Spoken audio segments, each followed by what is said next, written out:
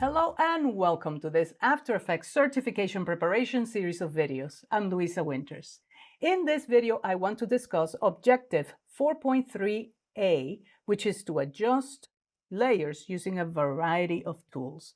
So we're going to talk about moving, sequencing, trimming, splitting layers, and setting in and out points in the footage panel. And you know what? We have covered some of these things, but let's make sure that we actually cover it so that if you're asked a question on this on the test, you'll know how to answer properly. So let's go on to After Effects, shall we?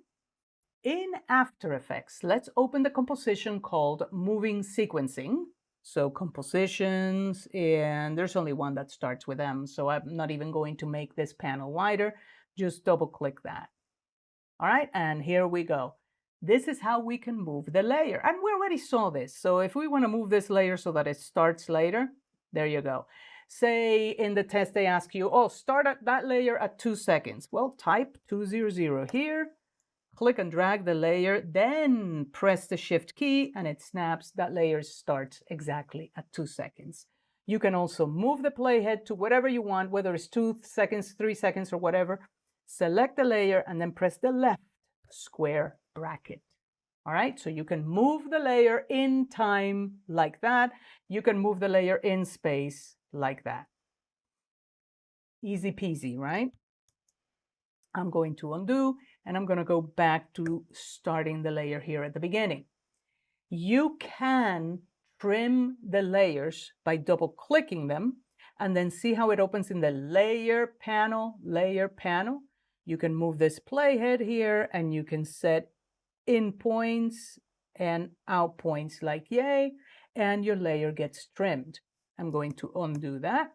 You can also trim layers in the footage panel. So if I go to my video files and I'm just going to go pan hot springs, I can select in and out points here. See how there is a little playhead here? I can set an in point here. I can set an out point here.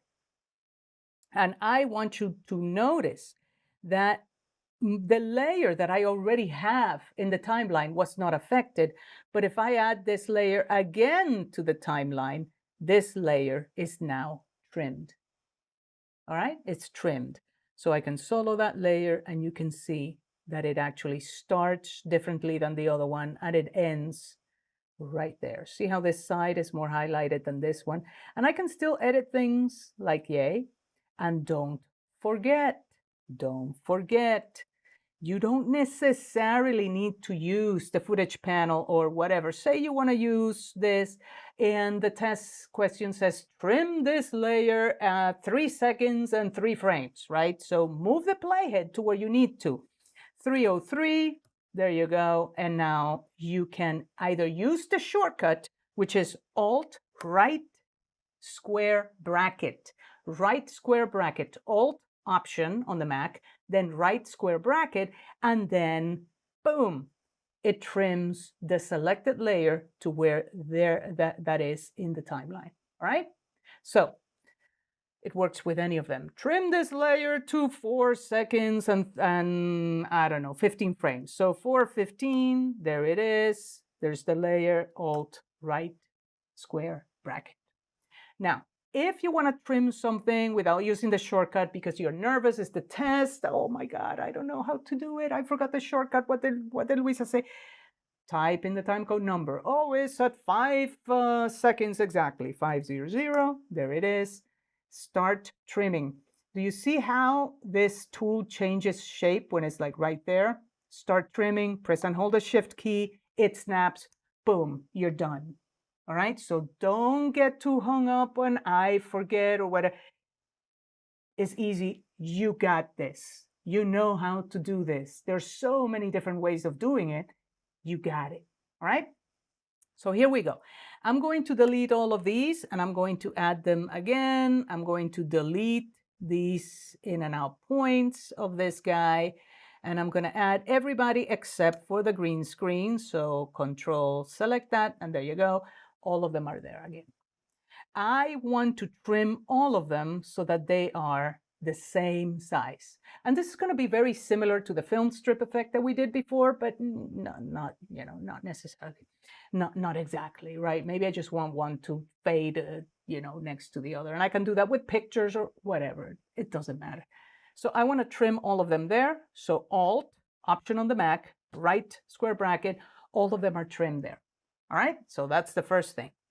The second thing is this. I want them to have a 1 second dissolve in between them. I want to start with the top one, and I want them to have a 1 second dissolve in between them. I need to sequence these layers, but they need to overlap. They need to overlap. But by how much? By how much? So the overlap, well, if I want them to have a 1 second in between, then they need to overlap by 1 second. Easy, right? So I can select this one first, not the bottom one first, the top one first, press and hold Shift, and then click on the last one. Make sure you do it in order, otherwise, the layer that goes first will change. Then right-click, go to Keyframe Assistant, and now Sequence Layers, overlap by 1 second, 100, one too many zeros, and I will dissolve the front layer. Done. They overlap by 1 second. There's the dissolve, there's the dissolve, there's the dissolve, there's the dissolve. If I want to make them overlap by longer, I can, let me actually go here, press the left square bracket, and there you go. Now they all start at the beginning. You know what? I'll do the film strip effect again. Why not? Because it's good to have it. I'm going to animate these guys in position so that they go from here to here all the way to the other side. And this is good. Now I'm just going to put the playhead here, and there you go. I like that gap in between them. So here we go. Select the second layer, press the letter I, that moves the playhead to that point in time. And now we're going to shorten the work area, B. Select the top layer, press the letter O as an out point, and then end the work area bar there. End the work area bar there, and that's N. Let's see how long that is. Right-click, trim comp to work area, composition, composition settings, and copy that duration. It's 5 seconds and 25 frames. Click OK. Now, we are going to go back. Well, I guess I clicked OK too quickly. And I'm going to make this 20 seconds long, whatever. And now I'll click OK. And there you go. All right. But I have the values copied. So I can select these guys, right click, keyframe assistant, sequence layers, and now I'm just going to paste, and I'm not going to have a dissolve. Boom. Well, that's not cool. Actually, I'm going to select the first one. Let me collapse all of them. I'm going to select the first one. Boom, right click, keyframe assistant, sequence layers. I know, right? So overlap, click OK, and they're not overlapping. Okay, so this is an issue. Let me go animation, keyframe assistant, sequence layers. Overlap by that much. It's still not happening. All right, so let's talk about troubleshooting. Let's talk about troubleshooting. You could actually start all over, and you could do this. And I'm going to go to deselect the green screen, right? I'm going to trim them to here, and I'm going to make them smaller, and I'm going to animate them. And it's going to be very similar because it's the same type of clip, and I'm going to keyframe it to go from here to here. So I'm just doing it again. And now I can sequence them. So keyframe assistant, sequence layers, paste, click OK, and there you go. And I get my film strip effect, right? But if you really, and by the way, you can actually go to scale, make these a little bit bigger so that the gap is what you really wanted them to be. and there you go. But if this happens to you, then restart After Effects, delete the cache files, delete the preferences. How you delete the preferences in After Effects is before you start After Effects, on the Mac, press and hold, Shift, Option, Command, press and hold, and start. And as you start After Effects, you keep on pressing and holding until you get a message that says, are you sure you want to delete the preferences files? All right? On Windows, you put the fingers on top of Shift, Control, and Alt, but don't press. And you start After Effects and then press and hold. And in fact, I'm going to go ahead and do that. I'm going to exit out of After Effects. I'm not going to save this. Now you see my desktop. And now I'm going to put my 3 fingers on top of Shift, Control, and Alt. And I'm going to start After Effects and then press and hold until that message pops up. Are you sure? Click OK. And now After Effects starts with its default preferences, and anything that was weird or whatever, this is going to solve like 90% of everything that you had. So there are some things that you won't have available to you anymore, like the recent projects, that those are not going to appear, but that's okay. I mean, you know where you saved your project, so just go ahead and open it up. And anything that you changed in the preferences, you know, like the center, the anchor point, and the shape layers, you're going to have to do again. But I mean, that's minor if this fixes the issues. So yeah, After Effects misbehaves. And, you know, this I'm quite sure is not going to happen to you on the test. But if it does, make sure that you tell a proctor, because you shouldn't be penalized time-wise for After Effects crashing on you. But I don't think it will, because nothing that you do in After Effects is going to tax the system on the test, I mean, to the point in which it's going to crash. So anyway, I'm just going to go File, Open Project. I'm going to go to the project. It's going to open the default project, and there you go. I can now go back to Edit, Preferences, General, and I really like to center the anchor point on New Shape Layers, and I'll click OK. But anyway, that's part of how you would troubleshoot in After Effects. So we haven't talked about splitting a layer, and I do want to talk about that. There are some things in After Effects that cannot be keyframed. You know, you can't keyframe parenting. We talked a little bit about parenting. You can't keyframe it. Parenting is either on or is off. You can't keyframe, say, the color of a solid. There are many things that can be keyframed. So let's actually talk about parenting. So just do this with me. Create a new composition, right? Let's call it parenting. And let's type a line of text. I am a line of text, right? And we already learned how to change font and all of that. I am a Verdana girl, so I'm just going to go here, and there you have it. And we did this one before, so I'm not going to change it, you know. So we're going to animate the rotation of this text so that it starts at 90 degrees, right? I'm just going to type 90 here. All right, now let's say we want this animation to last 2 seconds. I'm going to type a 0 here, and this is what we have, right? So I'm just going to zoom a little bit out of here. And now I am, this is a second line of text, right? And R for rotation. And I'm going to have this to be at 90 degrees. And I want it to be here, all right? So as this rotates, we wanted to bring this one. And we already did this in one of the earlier movies. So I moved the playhead to after that second keyframe.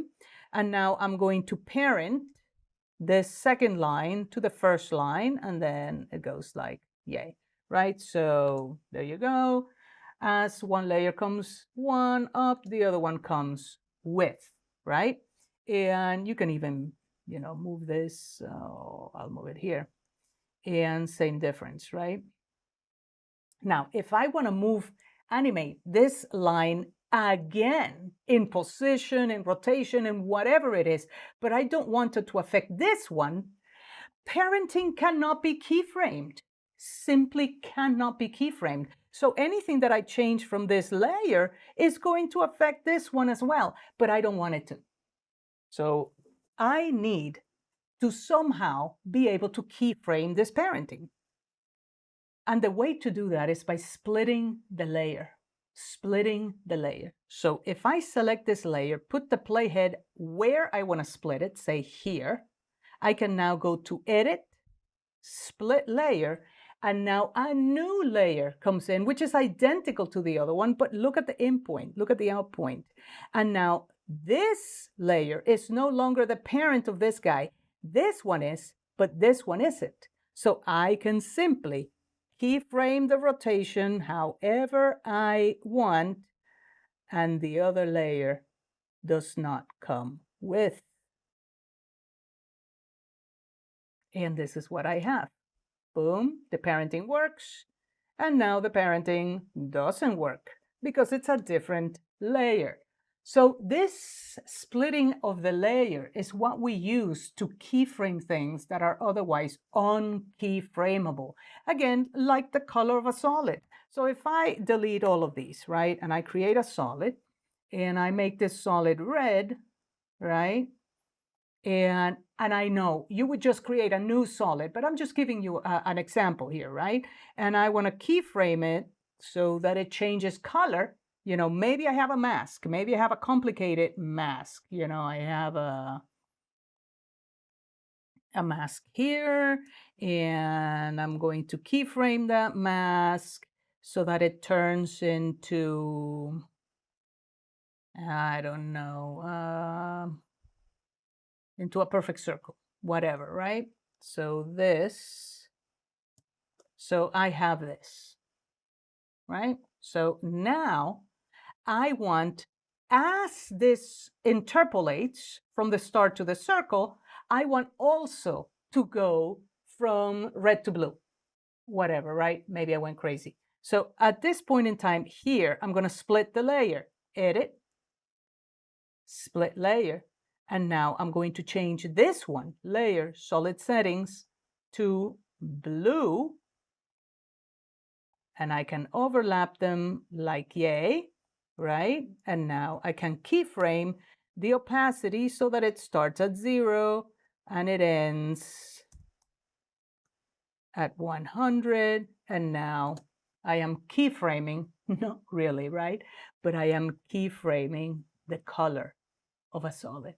So splitting the layer, it's actually super important. Don't forget, when you are, in other words, where your playhead is in the timeline, is going to determine when things happen. So put the playhead whenever you need to in the timeline, have the layer selected, and then go Edit, Split Layer, and do what you got to do. Look at the shortcut, it's Shift-Control-D. You don't need to remember that. Just remember it's under the Edit menu. All right, so splitting the layer. And this brings us to the end of this video. So thank you for watching, and I'll see you on the next video.